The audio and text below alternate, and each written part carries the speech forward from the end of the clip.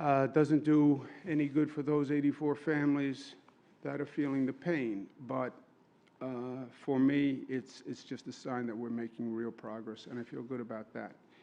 We've been talking about reopening and how we proceed with reopening. It's been different in different regions all across the state. We have criteria all across the state that applies to every region.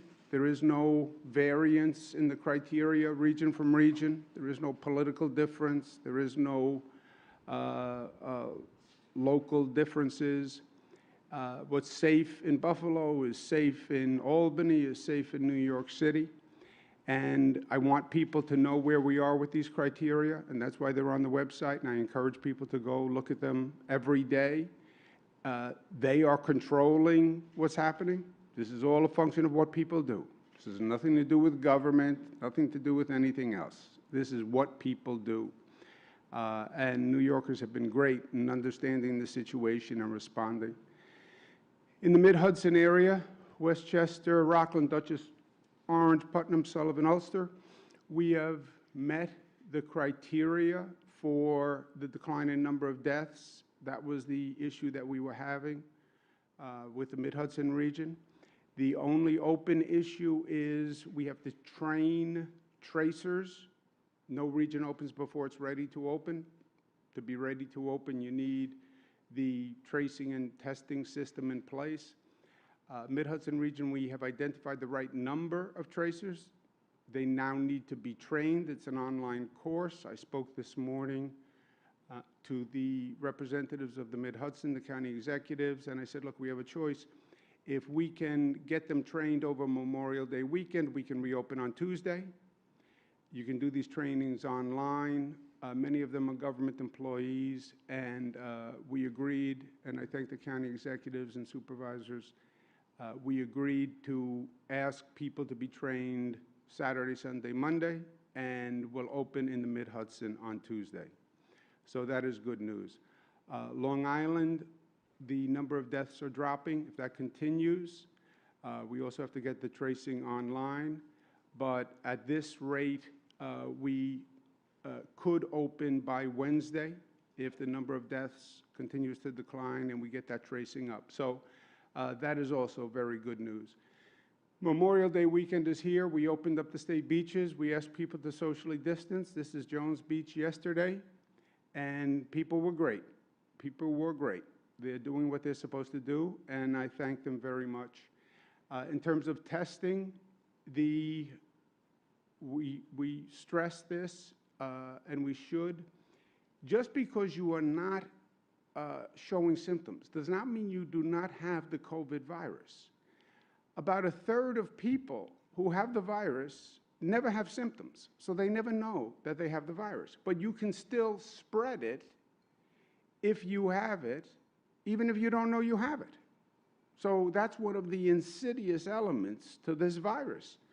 So get a test. We are trying to make it as easy as possible. We're opening more and more testing sites. We now have, we're working with Advantage Care physicians. We're bringing more testing to lower income communities. But we now have 760 testing sites across the state. Please go to the website and get a test. It protects you, it protects your family, it protects everyone. And we've made it as easy as possible, but we do have many sites that have more capacity than they're now doing tests. If you have any symptoms, get a test. If you were exposed to a person who turned out to be positive, get a test. If you're a frontline worker, get a test. If you're a healthcare worker, get a test. If you're working in a grocery store, you're delivering products, you're public facing, get a test. If you're a region that's opening up, get a test. And look, we've made it as easy as possible, but this is something where we need people to continue to step up, right? This is not, and by the way, just because you got a test 1 month ago doesn't mean you shouldn't go get another test, right? You can get a test and you can walk out of the testing site and pick up a virus in 10 minutes. So it's not, I got one test, I'm done. It doesn't work that way. But again, that's up to people. And all these admonitions, all these pleas, the good news is, remember that it is working. What we are doing is working. You look at the New York curve, you look at how low it is, you look at the number of deaths, you look at the decline. Compare that with the rest of the nation, where you still see the rest of the nation's curve going up. So it is working. And what are we doing? It is the social acceptance and culture of being New York tough, which is smart. Smart. Smart is get the test. Smart is protect yourself. Smart is risk reward. Don't put yourself in a situation where it's not worth it. If you can stay home, stay home. If you don't have to go into a certain store, don't go into a store. We're united, we're disciplined. This is all about discipline now. This is doing the same thing we did the day before, even though it's day 84. And it's showing respect and love for your family and for society and operating that way. And again, it's working here in New York because what you're seeing across the rest of the country, many other states, you're seeing the numbers go up. They're talking about a possible second wave in the South, which may have reopened too fast and too aggressively. They're talking about a higher number of deaths in California. How these counties reopen, how states reopen, they can make all the difference. 24 states suggest that you may still have uncontrolled spread, right? So don't underestimate this virus. We know that it can rear its ugly head at any moment. But what do we need to do? It's not rocket science. Wear a mask, wash your hands, socially distanced, use hand sanitizer, but most of all, wear a mask. I am telling you, those masks can save your life. Those masks can save another person's life. And the most astonishing fact to me, all through this, that the emergency room health professionals have a lower infection rate than the general population. That the bus drivers, transit workers, police officers have a lower rate of infection because the masks work, and we gave them the masks and they wore the masks. So wear a mask. We have an ongoing competition on the Wear a Mask ad, the most convincing ad. Mariah, my daughter's running this because she was unmoved by my powers of communication and persuasion. But that competition is now open, and we have people voting on the 5 finalists. And the winner will be announced Tuesday and will become a public service announcement for the state. We're asking people to go to the website, look at the 5 finalists and vote, and then we will announce a winner. I'm excited about this, and we are going to be stressing wearing a mask over this weekend and going to this website, and this competition is part of it. We have Rachel Maddow, who has a show on MSNBC at night that I have been on, and she was talking about this competition last night in her way, and she made some remarks that I would like to show you if we can. New York asked people to submit their own public service announcements about why you should wear a mask. And what they circulated this week was what I believe are the finalists, like the best ones according to the state. And they're really good. They're also really, really, really New York. Now, that really, really, really New York comment, Rachel is by birth a Californian, I believe. Really, really, really New York. I'm curious what she meant by really, really, really New York. So I want her to do New York a favor and go look at the 5, pick which ad she likes best, I'm asking all New Yorkers to go and vote on which ad they like best. But I'm really, really curious what Rachel thinks is the best of the 5 ads. So I'm publicly asking her to go look and vote and let us know what she likes best of the 5. We are also posting some honorable mentions because we had over 600 submissions, and I'm telling you, they're phenomenal. I've been watching them. They are just phenomenal. But we have an honorable mention category. We want to show you 5 more videos now that are in the honorable mention category. Hey, buddy. Can you put on your mask? Why? I feel fine. It's called asymptomatic. Look it up. It's not about you. It's about your neighbor. The essential workers. My grandma. All right, I've got it covered. It's up to us, New York, New York.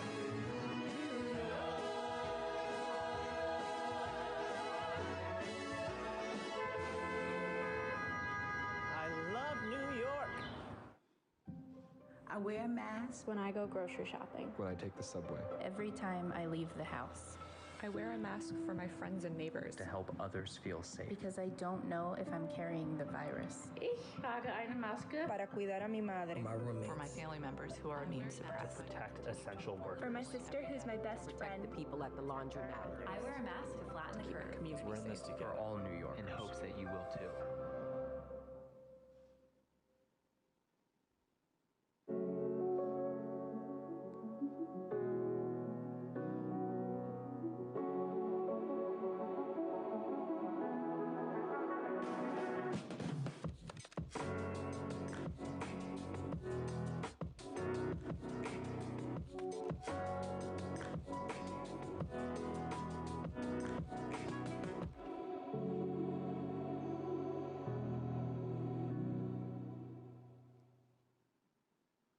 COVID-19 has put New York on hold.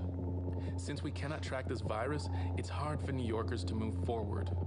But there is something we can do to fight against it. Wearing a mask in public protects you and dramatically lowers the chances of COVID-19 infecting others. Even if you feel healthy, wearing a mask shows New Yorkers that you care about them and our essential workers. So if you're in a public space, indoors or out, please wear a mask and help New York get back in motion.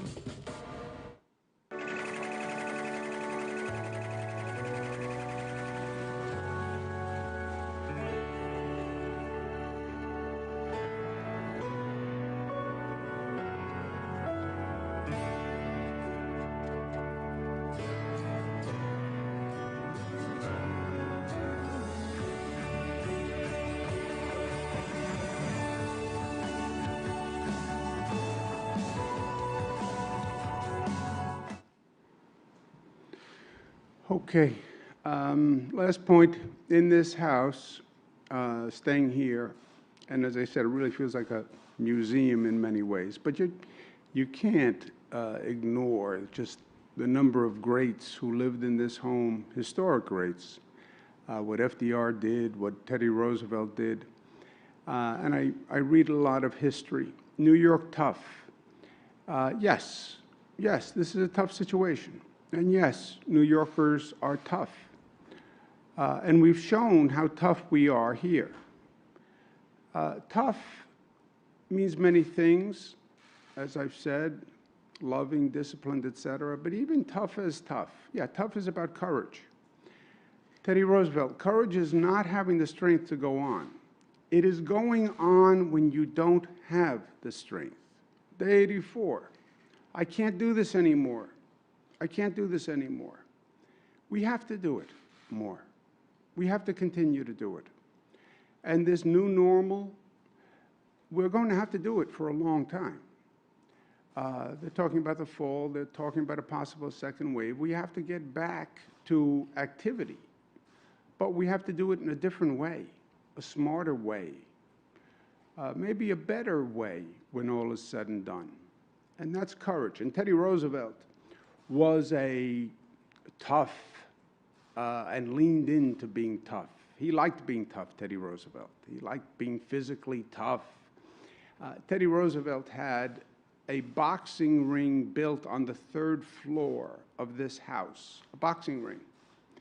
and he would challenge the legislators during the day to come box with him in the boxing ring on the 3rd floor at night.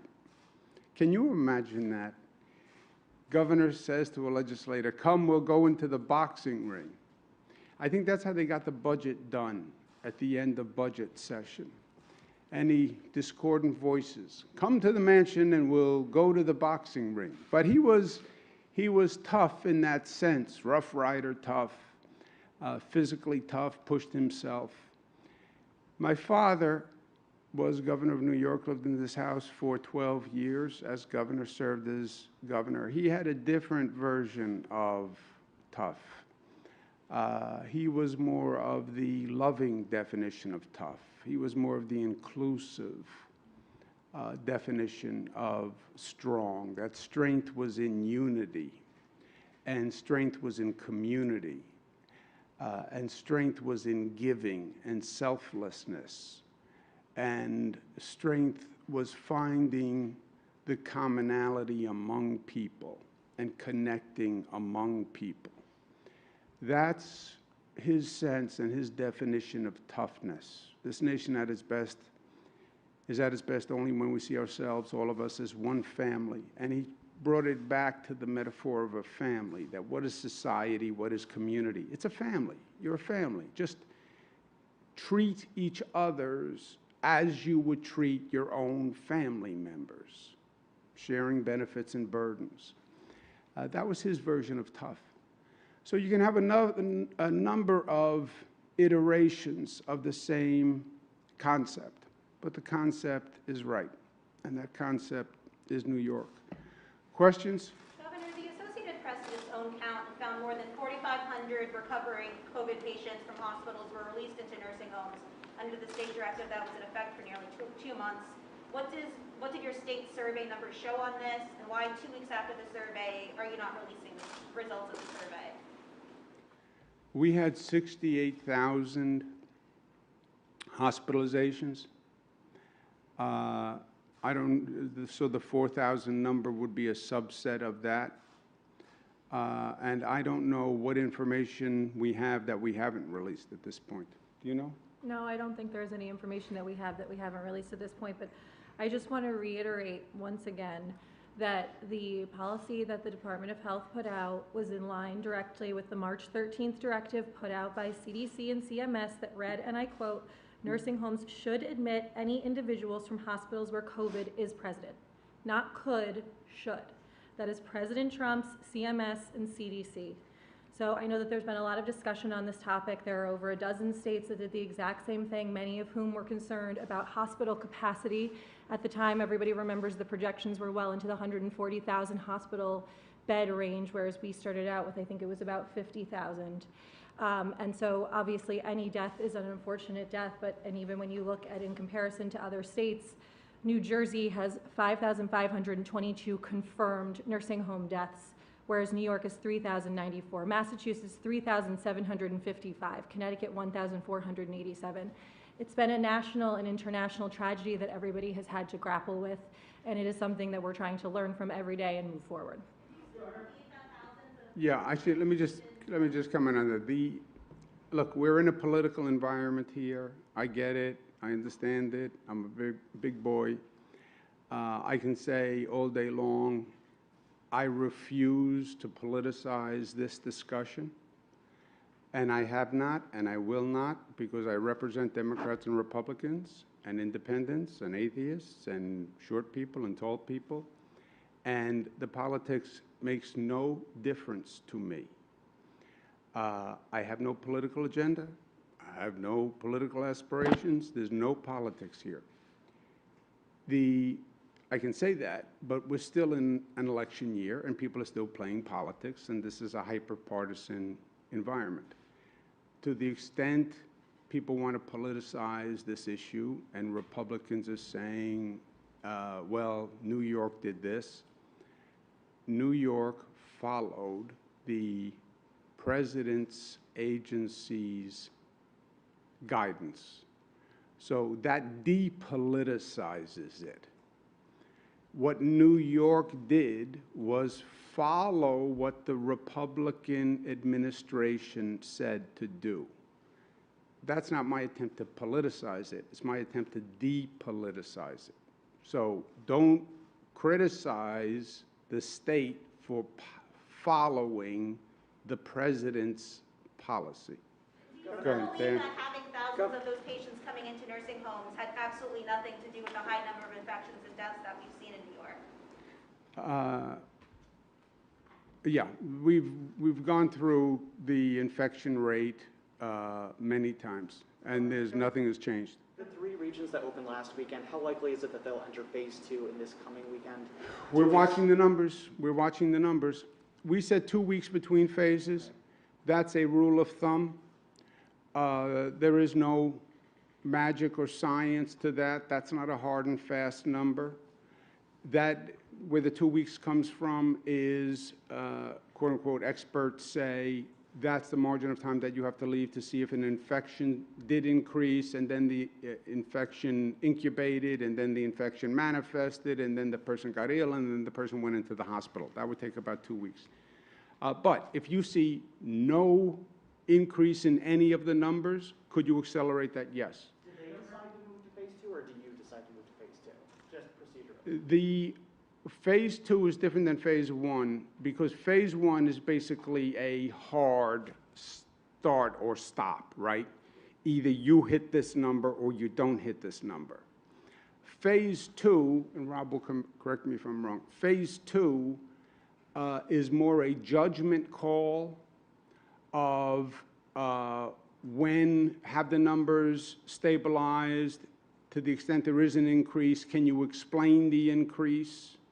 Or is the increase problematic?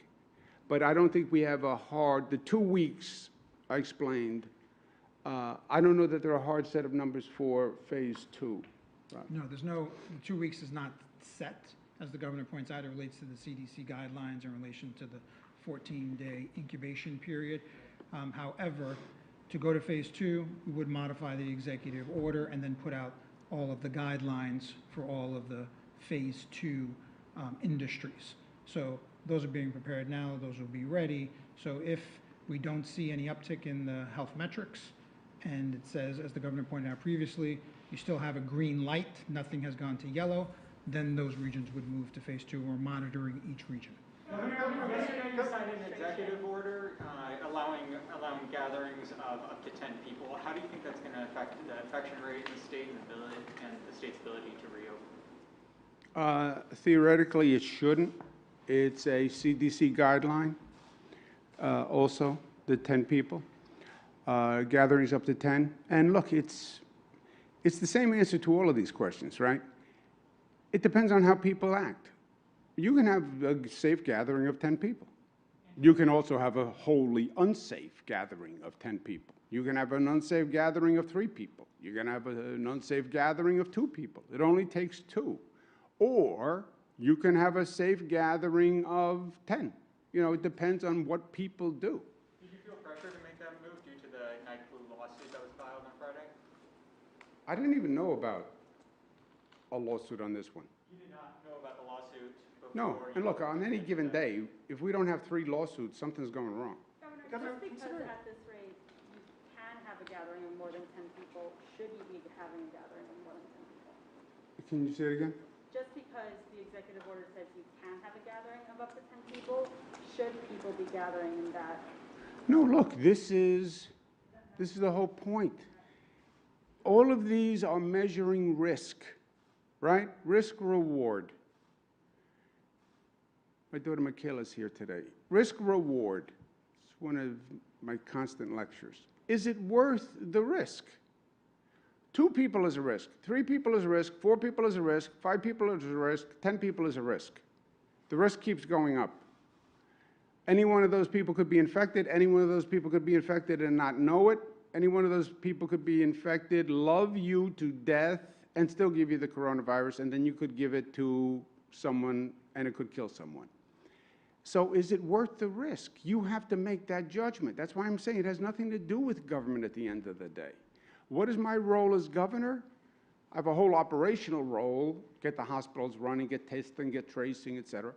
But vis-a-vis people and the virus spread, I just give them the information and then say, please, here are the facts, please exercise diligence and judgment, please, please. And here's what happens on you if you don't. And here are the facts, and now you weigh the risk reward. But if you don't have to be with a group of 10 people, don't be with a group of 10 people. It doesn't mean, okay, governor signed an executive order up to 10, let's now have a party of 10 people.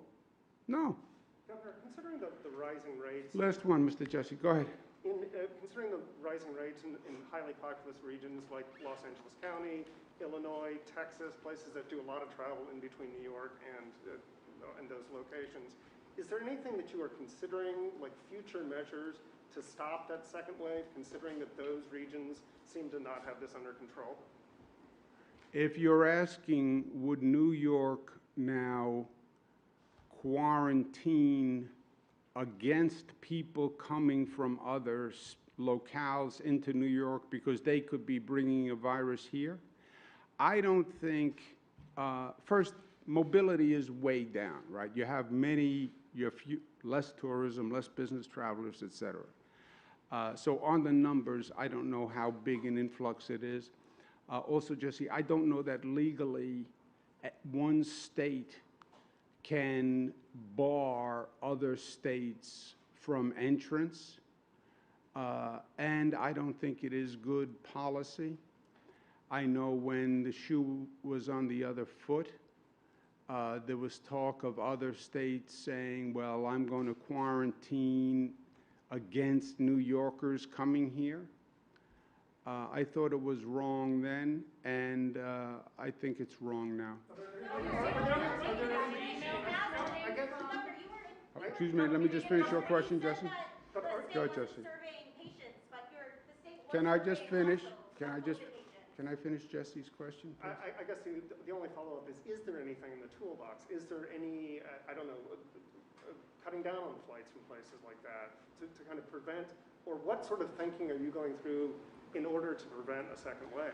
Well, look, the second wave, you can have people who come from outside and infect your population, right? That's how we got here in the first place. Where I'm really outraged is how we got infected from Europe when nobody told us. It was all about China, and we're all looking to the West on people coming from China, China travel ban. Meanwhile, it came from the East, and it came from Europe. And nobody ever said, watch out for those European travelers. They could be bringing the coronavirus, because by the time we closed down China, the virus had already left China and was in Europe, and then we have 3 million Europeans come. That's how this happened, which is still mind-boggling to me, that with all these global health organizations, with all these global health experts, public health experts, federal agencies, whole alphabet soup, nobody realized that the virus had left China and gone to Europe, and nobody realized that people from Europe were then traveling all over the world and bringing the virus, and nobody realized that planes from Europe land at JFK and Newark Airport. I mean, that is still, to me, mind-boggling. But that's how it came here in the first place. New York, a state government does not have the capacity. Look, I couldn't have done anything about it anyway, except yell, right?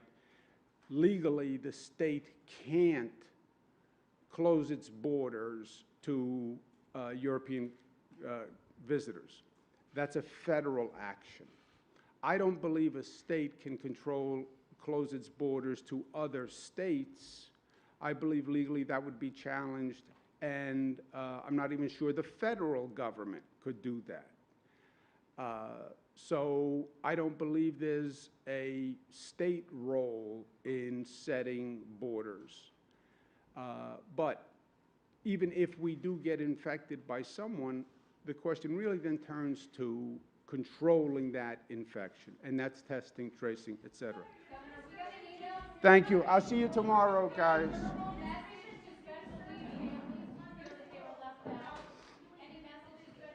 We'll go through it tomorrow. I will talk to you tomorrow. Save the questions and we'll do it. You'll go first tomorrow.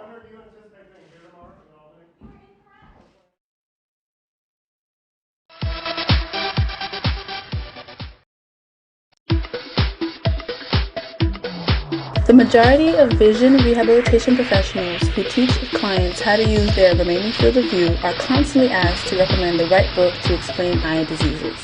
Although there are several great books on the visual field available, none seem to meet the need and standard of vision rehabilitation professionals to satisfy their clients' needs. This book is therefore the prescription that encompasses the major topics of eye diseases in relation to low vision, orientation, mobility specialists, and vision therapy. This book answers all the questions about the anatomy, physiology, pathophysiology, pathology, treatment, prevention, and vision rehabilitation therapy of any abnormality of the eye. This book can serve as a companion text for not only vision rehabilitation professionals, but also all medical and blindness students along with their family members. This book is available in all formats regardless of sight impairment, text, ebook, and audiobook. It is also available in all online bookstores, inside the Eye Disease website, Amazon, Barnes & Noble, and Zilibris.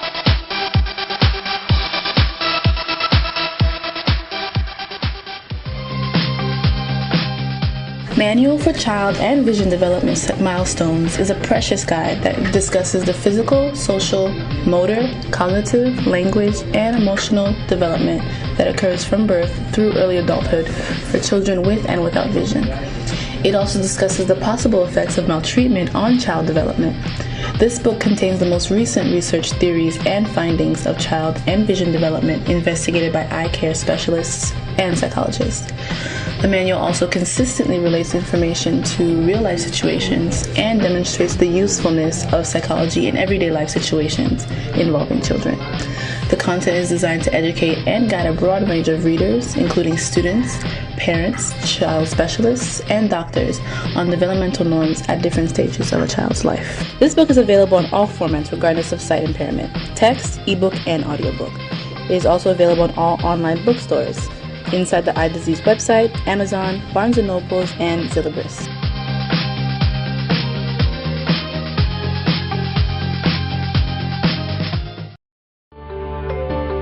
Pa kite ni glaucome, ni cataracte, ni lot maladie fè nou perdu vision nou. Chaque année, pensez à l'kay docteur pour nous connaître état genou. Si vision nous commence à baisser, ou soit nous ta vin aveugle, rete positif. Spécialiste en Brain Center for the Visually Impaired a toujours là pour courir nous. Téléphone c'est 516 238 50.